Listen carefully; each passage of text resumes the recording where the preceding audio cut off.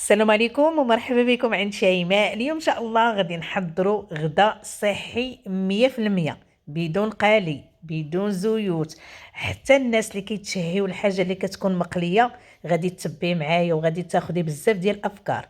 صوبنا كما كتشوفوا، صوبنا السردين بواحد الطريقه جا بنين بزاف ومقرمش، ودرت معاه حتى الرايه، حتى هي دخلتها الفران، جات غزاله بزاف. والدنجال اللي كنتشهاو والزيوت فيه وكيحرقنا في المعده، درت ليه واحد الخلطه غزاله بزاف، عطاتني دنجال مقرمش ونفس الوقت بنين بزاف. ودرت معاه حتى البطاطا نفس الخلطه. كما كتشوفوا غدا صحي 100%. العدس البنات، العدس بلا مطيشه، مكونات ديالو خفاف والنتيجه ديالته غزاله. تبعي معايا الوصفه. كما كتشوفوا وصفه سهله، غادي تتبعي من الاول حتى الاخر باش ما تفوتكش حتى شي معلومه. المقبلات، اما العصير ما نقولش لكم على المذاق ديالو، العصير ديال الحامض. وكما كتشوفوا غدا صحي 100%. حتى الناس اللي دايرين الريجيم ياكلوه بعينيهم مغمضين. غدا غزال بزاف، توجدوه لوليداتكم يحمر لكم وجهكم مع وليداتكم، ونفس الوقت كنتشهاو مره كنتشهاو الدنجال وكنتشهاو المكونات اللي حنا كنخافوا منهم. راه حنا عارفين الزيت كنديروا بناقص وما كناكلوش. بالنسبه للمقادير ديال شرموله، المقادير العاديه ديال الحوت، غادي ناخذ واحد المعلقه ديال الفلفله حلوه بحال هكا، شويه ديال الهريسه، والهريسه دائما كتبقى على حساب الرغبه وعلى حساب وليداتكم. عندي هنا نص معلقه ديال الخرقوم بلدي، نص معلقه سكينجبير، ثومه بودر الا ما عندكمش بلاش منها، العطريه ديال البسطيله ديال الحوت، هاد البيضه البنات ماشي الحمر، كتعطينا واحد المذاق زوين، فيها القشور ديال الكروفيت وفيها بزاف ديال المكونات. عندي هنا معلقه صغيره ديال القزبر كارم، هاد القزبر كارم البنات زوين بزاف في الحوت. عصير ديال حامضه صغيره. عندي هنايا القزبر ومعدنوس، عندي هنا قبطه نقيتها غسلتها سقطرتها، عطاتني بحال هكا قبطه تكون كبيره. السرديله البنات كيبغي القزبر ومعدنوس. شويه ديال الزيت، كميه من الثومه، هذه عندي عجين ديال الثومه، واحد المعلقه ديال الثومه او العجينه ديال الثومه انا راه عندي دائما موجوده كتقاد ليا، كنعاودها، راه حاطه لكم الطريقه ديالتها. غادي نخلطو شرموله مزيان هكا. الا ما عندكمش العجين ديال الثومه كديروا تقريبا واحد 6 ديال الريوس ديال الثومه، يكونوا مدقوقين مع شويه ديال الملحه. انا باقا هنا ما درتش الملح، شويه ديال الملح. كما كتشوفوا انا راه ما كثرتش الملح، حيت السردين اللي كنغسلو ونقادو وكنخليه ينشف كندير ليه واحد الغسله في الاخر في شويه ديال الملح. هادشي علاش انا ما كثرتش، بحال اللي كنرجع ليه داك المذاق ديال البحر. هانتوما شرموله، هاد شرموله البنات انا غنهز منها واحد الكميه غادي نحتاجها. غادي نهز من شرموله بحال هكا، هاد القياس بحال هكا. خديت هنا بصيله شلطتها رقيقه البنات، رقيقه بحال اللي كنقطعوا القزبر ومعدنوس. غنزيدها هنا. الناس اللي ما كيبغيوش البصله ولا عندهم الحساسيه ديال البصله ما ديروهاش، اكتفيو غير بالقزبر او شرموله ديال الحوت. صافي المكونات خلطوا ليا مزيان. غادي نهضروا شويه على السرديل البنات، حيت السرديل حتى هو مهم بزاف. هنا عندي كيلو ونص ديال السردين. السرديل البنات خاص يكون جديد باش كيعطيك نتيجه زوينه ويجيك المذاق زوين، ضروري يكون جديد. جبته من عند الناس اللي كيصوبوا وقاديته صوبته، حيدت لي هاد البلاصه هادي. كما كتشوفوا خليت لي هاد البلاصه. هانتوما السرديله البنات ملي كتكون جديده راه ما كيتحيدش لها السنسول، باش كتحيديه بواحد الصعوبه. اليوم السوق كان فيه السرديل شويه رخيص، لقيتو ب 160، وهاد الجديده البنات ورخيص وزوين. هانت السنسول باش كتعرفوا راه السرديله جديده بواحد الصعوبه، كتهز السنسول كيتهز مع الحمام هكا. شويه عطلني ولكن النتيجه ديالته زوينه بزاف. كملته كامل بحال هكا حطيته. كيكون عندي واحد البانيو فيه مليحه كنعاود نغطسو وكنديرو يتسقطر باش كنرجع ليه هذيك البنه ديالو. كناخذ لاطه بحال هكا كنفرش ليها الورق بحال هكا. كناخذوا السرديل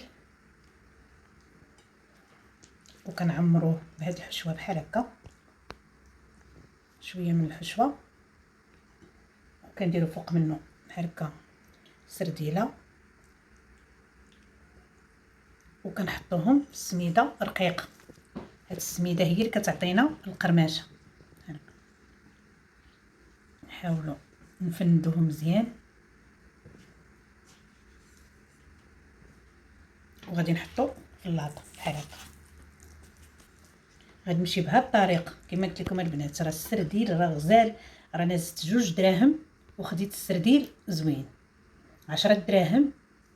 هانتوما اللحم ديالو كيبان بيض، غير هاد الجناب ما تخليوهمش اللي تيكونوا كحلين، حيدوهم على حساب الوليدات. حنا عارفين الوليدات ما كيبغوش ياكلوا لينا السرديل. وغادي نعمروهم بالبصله اللي درنا.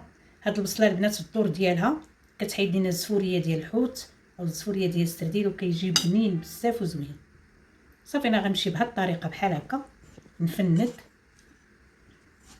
السميده رقيقه. السميده رقيقه حتى هي غادي تعطينا القرماشه بحال اللي حنا كناكلوا السرديل مقلي. صافي نضغطوا عليه هكا شويه.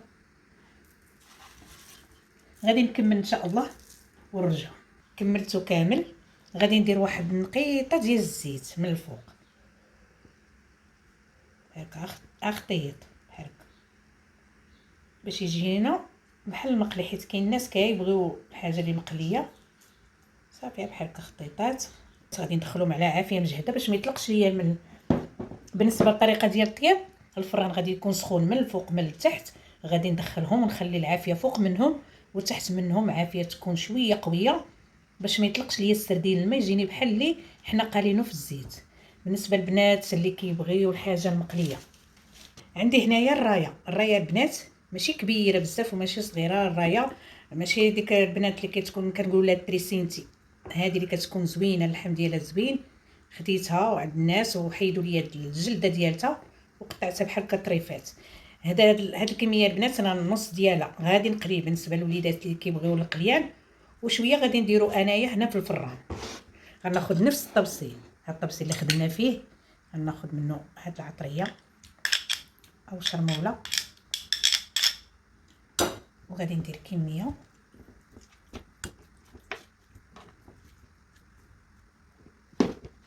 هاد الشرموله غادي نحتاجوها بزاف ديال المكونات، هانتوما غتشوفوا معايا هي تكون منشفه مزيان. صافي غنخليها تقريبا واحد 5 ديال الدقائق عاد تشرب ليا هاد العطريه ونكمل. كما كتشوفوا البنات خليتها واحد شويه، غنزيد شويه ديال الخل باش تجيني مقرمشه. صافي وغادي ندوزها بحال هكا، غادي ندوزها في هاد السميده الرقيقه. هذه ديال الناس اللي كيضرهم المصران وما كيبغوش شي حاجه مقليه. بهذه الطريقه ان شاء الله غادي تنفعكم. صافي البنات انا غادي نفندهم بحال هكا،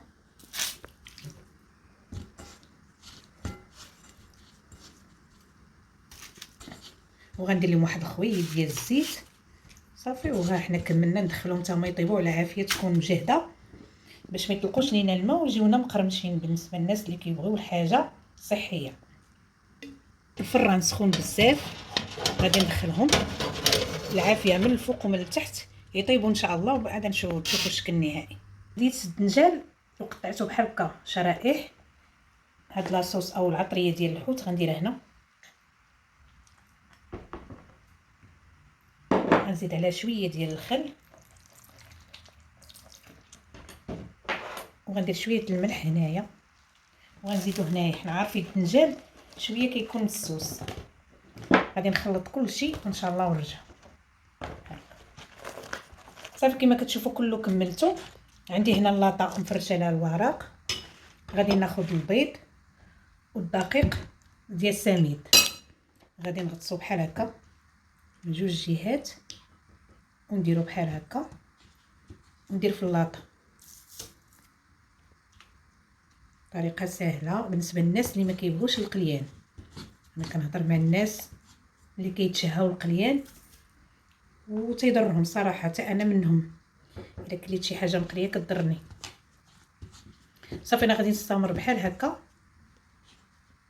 حتى نكمل هاد الكميه كامله. ناخذ واحد شويه ديال الزيت وكندير بحال هكا. البنات الا عندكم زيت الزيتون تيكون احسن، صحي، فيه المذاق زوين.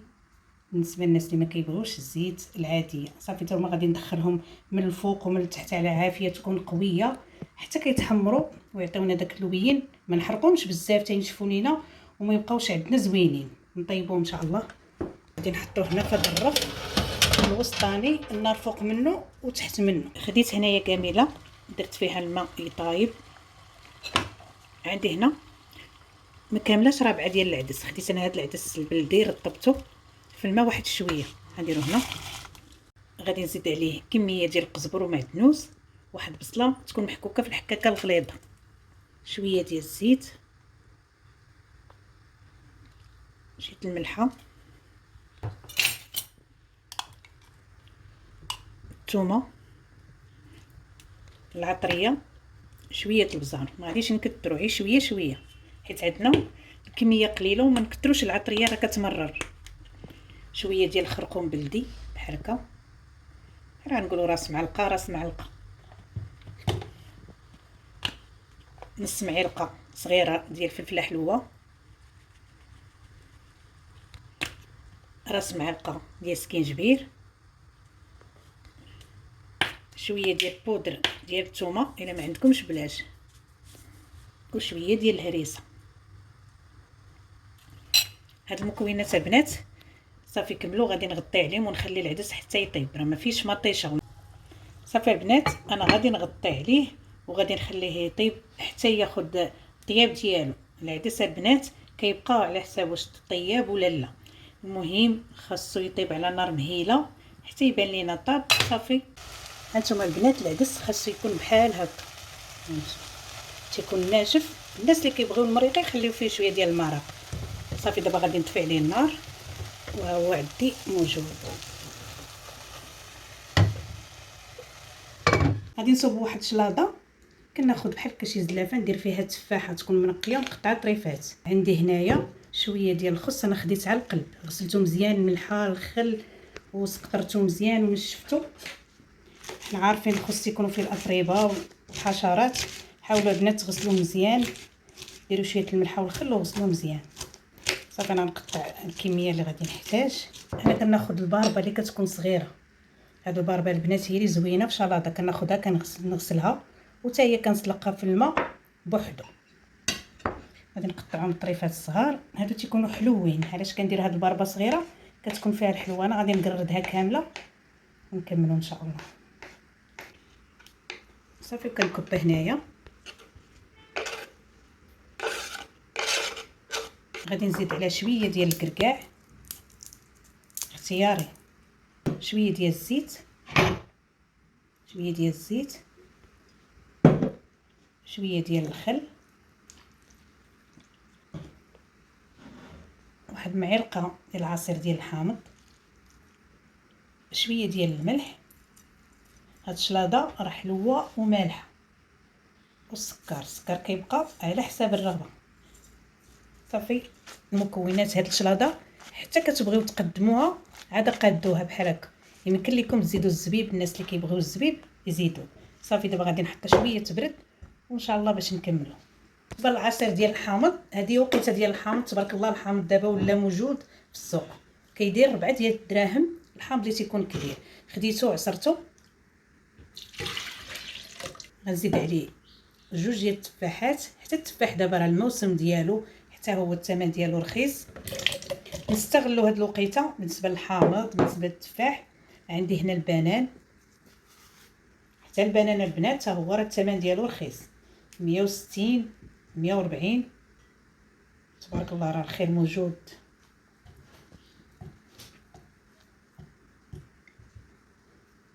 صافي الناس غادي التحليه كتبقى على حساب الناس وعلى حساب الحامض. انا الحامض عندي كبير، من داك الرومي تيكون ما تيكونش حامض بزاف. الكميه نتوما اللي غادي تحكموا فيها على الحموضيه اللي عندكم بالنسبه للحامض او التفاح. عندي هنا الماء يكون شويه بارد، غادي نطحنهم مزيان ونتلاقاو ان شاء الله. نخليكم مع الشكل النهائي بالنسبه للوصفات اللي حضرنا اليوم.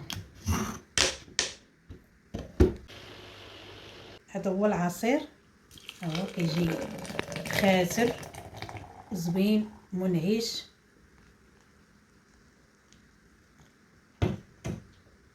بالنسبه للبنات كنكمل كل شيء كيكون عندي دابا موجود، كنوجد بحال هكا لوليداتي وكنخلي كل شيء سخون. هاد الفتره البنات هنا شلاضه عندي عاديه كما كتشوفوا، فيها الفجل، فيها شويه البصله، شويه الخس وشويه ديال المطيشه. واللي اهم حاجه كنقول لكم البنات واللي كتدخلوها بالنسبه للناس اللي كيضرهم المصران، يدخلوا الفجل في الشلاضه، كيهضم الماكله ونفس الوقت بنين بزاف وزوين. كما كتشوفوا الدنجال غزال بزاف، وكما كتشوفوا تبارك الله وما شاء الله الحوت جا بحال اللي حنا قالينه في الزيت، جا تبارك الله كيشهي. والناس اللي كيبغيو زيت الزيتون يديروا زيت الزيتون باش تجيهم النتيجه زوينه. كما نوريكم هنايا كما كتشوفوا الرايه جات غزاله، جات لذيذه احسن من اللي كنقليوها وكتشرب لينا الزيوت. وحنا عارفين الحاجه اللي كتكون فيها الزيت راه كتكون بنينه بزاف، ولكن راه ليدام البنات هو اللي كيضرنا، وبحال ما كناكلوا عي ليدام ما كناخذوش الفوائد ديال الحوت. هنا الدنجال كنوريه لكم تبارك الله ما شاء الله جا غزال بزاف. كنتمنى تجربوا الدنجال. ولقيت اللي كان كيطيب كنت كناخذ واحد الشويته وكننزل داك الليدام اللي هبط من الدنجال وكنبقى ندهن في الدنيجيلات، كنجبد اللاطه وكندهن. هنا البطاطا البنات شديتها سلقتها نص سلقه بحال اللي عشويه دارت، شديتها وسقطرتها ودرت لها نفس الخلطه اللي درت الدنجال. جات البطاطا كتحمق البنات، راه ما شاركتهاش معاكم، جات غزاله بزاف، جات زوينه، جات مقرمشه وبنينه كما كتشوفوا.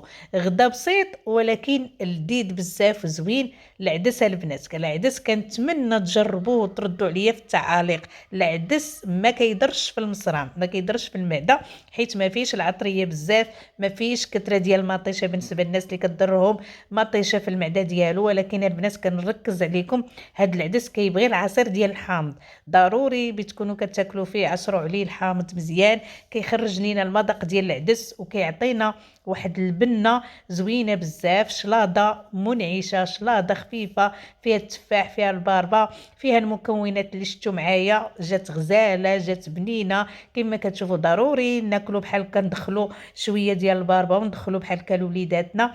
كنتمنى تجربوا العصير غزال غزال. وهذه وقيته ديال الحامض البنات، الحامض ولا موجود تبارك الله في الاسواق والثمن ديالو نزل بزاف. نستغلوا ونصوبوا لوليداتنا بحال هاد الغدا كما كتشوفوا. ما نديروش حنا الرايه، نديروا غير شويه ديال السردير، شويه ديال الدنجال وشويه ديال العدس وشويه ديال العصير، وحنا مصوبين لوليداتنا غدا رخيص وبسيط، غدا كيحمر الوجه. ونرجعوا لاياماتنا اللي كنا كناكلوا السردين بزاف. دابا الناس ما بقاوش كيبغيو، ما حتى وليداتهم ما بقاوش كيبغيو ياكلوا السردين. السردين فيه فوائد بزاف وبنين ونفس الوقت على قد الجيب. كما كتشوفوا الدنجال